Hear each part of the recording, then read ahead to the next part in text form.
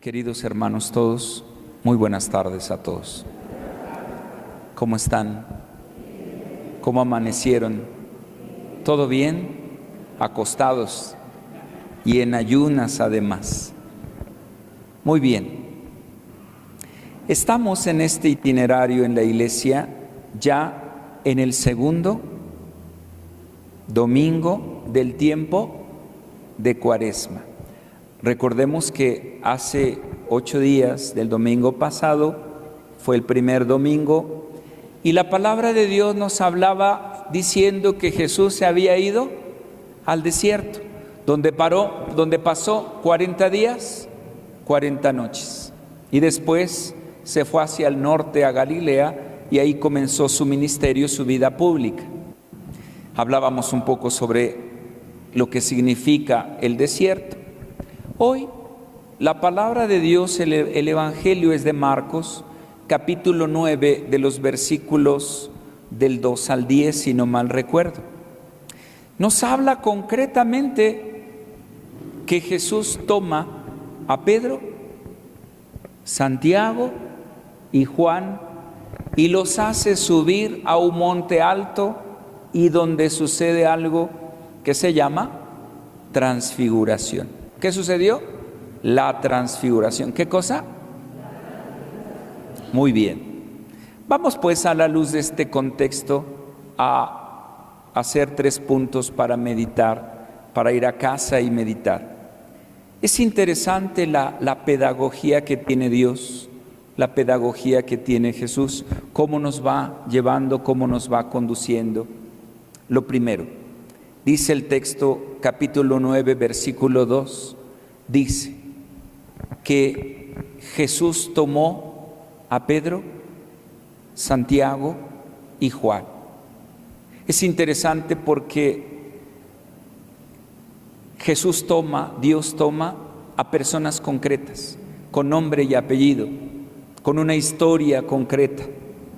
No le llama a los desconocidos, no llama a personas intelectuales con tanta sabiduría, no. Jesús llama a personas comunes y corrientes. Por ejemplo, Pedro se llamaba Simón y era un simple pescador.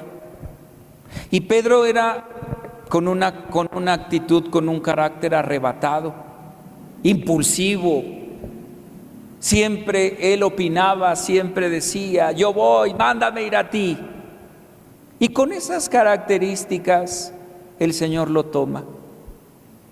Santiago y Juan Jesús les puso un sobrenombre. Eran hermanos y les puso el sobrenombre de los Boanerges. ¿Cómo? ¿Cómo? Boanerges.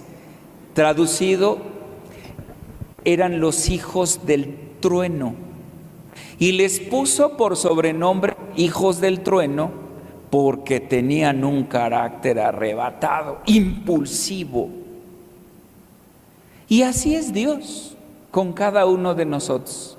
Nos llama no por ser los mejores, ni los más santos, ni los más pulcros, ni los más intelectuales, ni los que tenemos tanta sabiduría. Dios llama y toma a hombres y mujeres como a ti, como a mí, como a estos 2 hermanos seminaristas que están sentados hoy con nosotros y nos acompañan en esta celebración. ¿Por qué? No lo sé. ¿Por qué nos llama y nos toma, nos sostiene? Personas concretas con una vida concreta. Y no nos llama por, como dije, por ser mejores. Simplemente nos llama con una historia, con una vida, con nombre y apellido. ¿Cuántos de nosotros tendremos una vida como la de Pedro?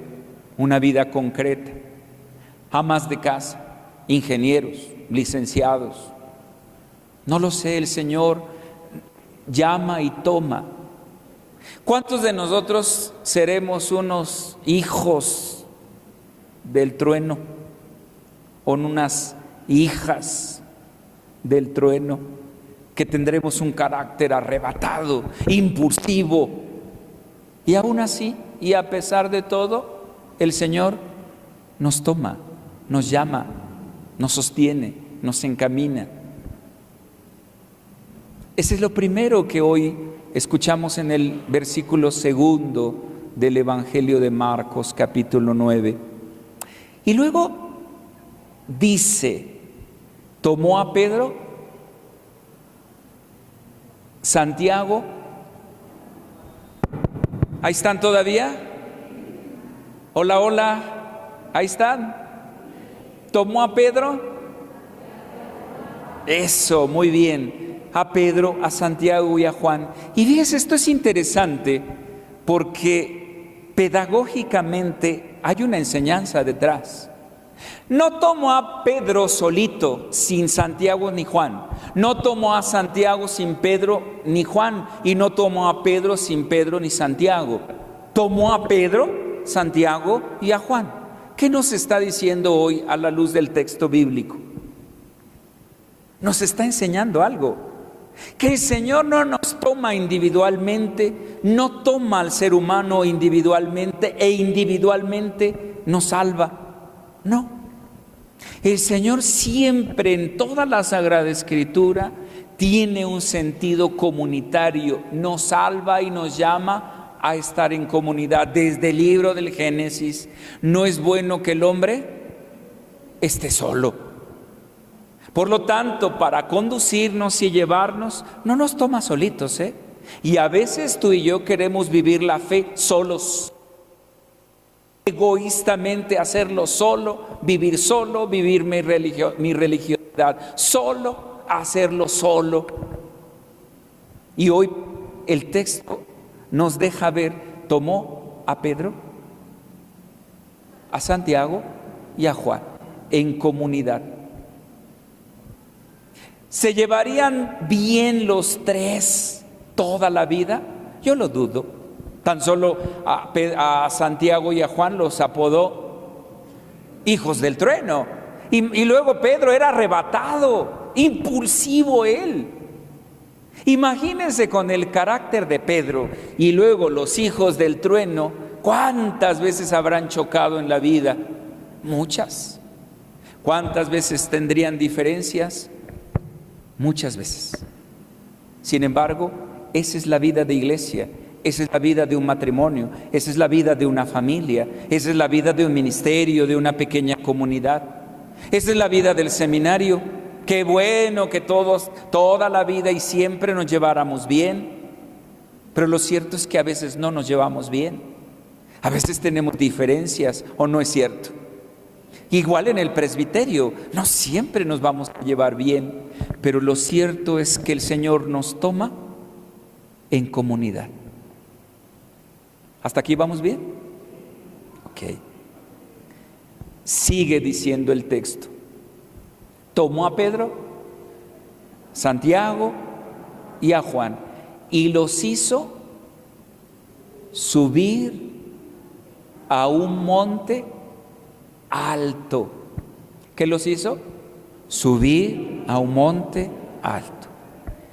No, bueno, otra actitud pedagógica de la vida cristiana. Estoy convencido que nuestra vida cristiana es una vida de continua subida. Es subir. Y subir implica un esfuerzo. Subir implica incluso sacrificio. Implica esforzarse, caerse, levantarse. No es la vida porque continuamente va apareciendo en la Sagrada Escritura desde el Antiguo Testamento. Cuando vemos a Moisés en el capítulo 3 del Éxodo, cómo va más allá del desierto, y ahí en el monte, Dios en la zarza que arde sin consumirse, se le revela, le habla, Moisés, Moisés. ¿En dónde le habla? En el monte. Y luego más adelante, cuando saca al pueblo de Israel, lo hace atravesar el Mar Rojo, lo lleva al desierto, se detienen y acampan en el monte Sinaí. Ahí en el monte les entrega la ley, en el monte hace un pacto: tú serás mi pueblo, yo seré tu Dios. Y ahí Moisés subía continuamente para hablar ¿con quién? ¿Con quién? Con Dios. Más adelante, por ahí en el libro de los Reyes, Elías, el profeta, camina 40 días, 40 noches y llega al monte y ahí le habla a Dios en la suave brisa. Quiere decir que cuando aparece en la Sagrada Escritura y habla del monte, generalmente es el encuentro ¿con quién? No se oye. Jesús los hace subir al monte. Y a veces le reclamamos y decimos, Señor, ¿por qué no me hablas? ¿Por qué me cuesta trabajo tener un diálogo contigo? Pues porque es bien fácil quedarse en la llanura del placer, del poder y del tener. ¿Quién quiere esforzarse pudiendo comprarse una pulsera con ojo de venado o ponerse unos calzones rojos para el amor? Eso es fácil. Querer ir y que me limpien con hierbas o que me pasen un huevo por todo el cuerpo. Eso es fácil. Y eso no cuesta trabajo. Embriagarse, ver pornografía, masturbarse, alcoholizarse, drogarse. Eso es en la llanura de la vida, del mundo. Y eso nos propone. ¿Quién quiere esforzarse? Nadie. Sin embargo, hoy el texto dice, tomó a Pedro, Santiago y a Juan y los hizo subir. Tú y yo, realmente si queremos tener un contacto con Dios, implica subir. No nos engañemos, implica subir, implica esfuerzo y un esfuerzo de todos los días, por vida de Dios, todos los días. No pensemos ingenuamente que comprender una veladora, que no está mal, ya con eso cumplí. No es cierto. Implica subir, implica la cuesta arriba y luego para variar, paquiamarre, dice el texto de Marcos, un monte alto. Ándale, para que te cueste más trabajo. Un monte alto. Y eso implica, en eso consiste la vida cristiana, un subir, un cuesta arriba, un esfuerzo de todos los días. Si ustedes piensan que los seminaristas pues van y se rascan la barriga, se pellizcan el ombligo en el seminario, o que su servidor no le cuesta trabajo, no es cierto. La vida cristiana es un continuo esfuerzo de todos los días. ¿Quieres encontrarte con Dios? Implica saber que el Señor me toma, a pesar de lo que soy, a pesar de mis mediocridades, de mis deficiencias, de mis pecados, el Señor me toma. Me hace y me injerta en la alteridad, la otredad, el otro es importante en la vida cristiana. Y me hace subir para tener este encuentro con Dios. Y ese es lo primero que hay que meditar es esta pedagogía que hace Jesús con sus discípulos. Eso es lo primero. Segundo, en la cima del monte, de la montaña, ¿qué sucede? ¿Se acuerdan? Dice el texto que en la cima de la montaña se transfiguró. ¿Qué cosa? No se oye. Se transfiguró. ¿Y eso qué es? En el texto griego dice metamorfosis. Y metamorfosis, que es el texto en griego, quiere decir un cambio de forma, cambio de figura, un cambio, una transformación.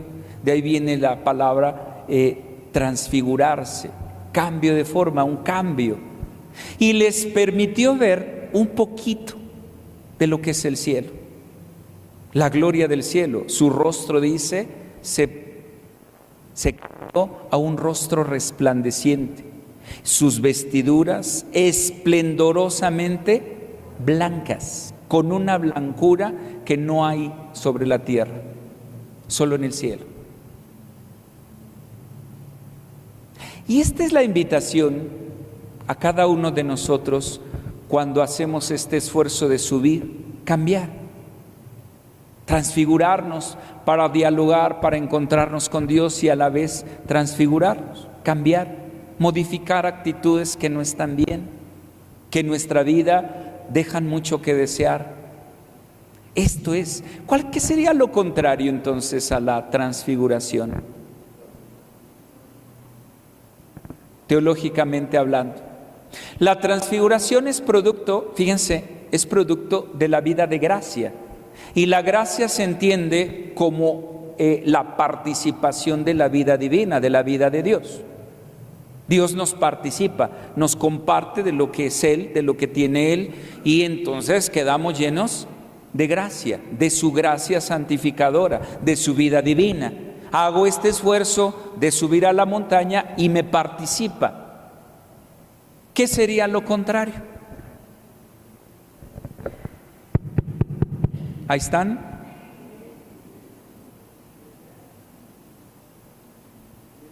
Desgracia puede ser, pero a la transfiguración. Lo contrario a la transfiguración, que está conectado con la gracia, sería la desfiguración. Y que está conectado con la desgracia, que entenderíamos como el pecado.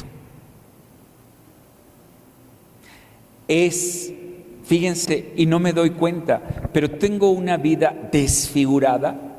Desfiguro mi vida, mi persona, mi matrimonio, mi familia, mis hijos, mi trabajo, mi escuela, y todo lo veo como normal. Está bien. Y eso es consecuencia de una vida pecaminosa, en realidad, porque el pecado tiene un poder destructivo que me ciega, y yo puedo pensar que eso está bien,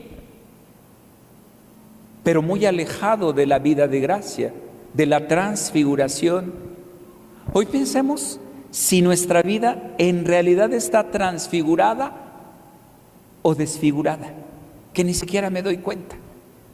Desfiguro todo lo que soy, lo que tengo, y pienso que eso está bien. Pero hoy, a la luz del texto, el Señor quiere hacernos subir, pero no para vivir una vida desfigurada, sino una vida transfigurada. ¿Quedó claro o no? Y por último, qué formidable sería quedarnos en la cima, en esa transfiguración, en esa vida de gracia, y experimentar lo que Pedro le dijo a Jesús. ¿Qué le dijo? Ah, Señor, qué bien se siente aquí. Mira, qué a todo dar, qué padre, extraordinario, quedémonos aquí. Es más, hagámonos 3 chozas, una para ti, otra para Moisés y otra para Elías. Aquí donde Dios habla, en donde Dios dice que te escuchemos, aquí vamos a quedarnos. Ah, no, hombre, qué padre, ¿no? Imaginemos, por ejemplo, les ponía el ejemplo a los niños del catecismo hace rato, les decía yo, imaginemos la vida del seminario.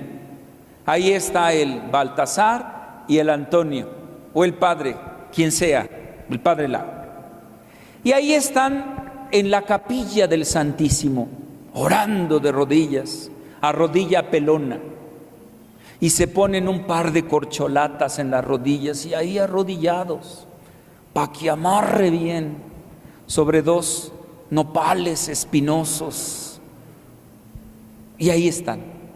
Ah, qué purificación, decimos. Ah, qué santo el Baltasar, el Antonio, mira nomás, rezando, bien santos ellos. O el padre Lalo, arrodillado ahí sobre 2 nopales. Ay. Y de repente le dicen a uno de ellos, oye, hermano Baltasar, Antonio, ¿no te tocaba lavar los baños? No, porque estoy aquí en el monte transfigurándome. Mira, qué chistoso. Oiga, Padre, ¿no quiere ir a ver a mi enfermo? No, porque estoy aquí transfigurándome. ¿Es una incoherencia o no es cierto? Después de subir al monte, hermanos, el texto dice que hay que bajar.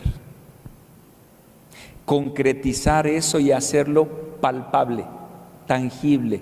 ¿En dónde? Pues en la vida concreta, ahí en la vida de matrimonio, en la vida de pareja, en la vida de familia, en mi trabajo, en mi escuela. Ahí tengo que dar testimonio de lo que aprendí y de esa transfiguración. ¿Me estoy dando a entender? ¿Sí o no? Porque entonces sería una falsedad o una hipocresía. Bien arrodillado. Oye, ¿y las calificaciones, mano? ¿Y el trabajo? ¿Y la responsabilidad? ¿Y el testimonio? ¿Y tu matrimonio cómo va? ¿Tu familia? ¿Tus hijos? ¿El ser responsable qué? Ese itinerario de subir, mantenerse, escuchar lo que me dice Dios, hay que bajarlo, aterrizarlo en la vida concreta. ¿Quedó o no? Si les estoy cayendo bien gordo, ¿verdad? Porque nada más se me quedan mirando hoy como que medio feo. Pues yo qué culpa tengo, pues es lo que dice el Evangelio. O les hablo bonito.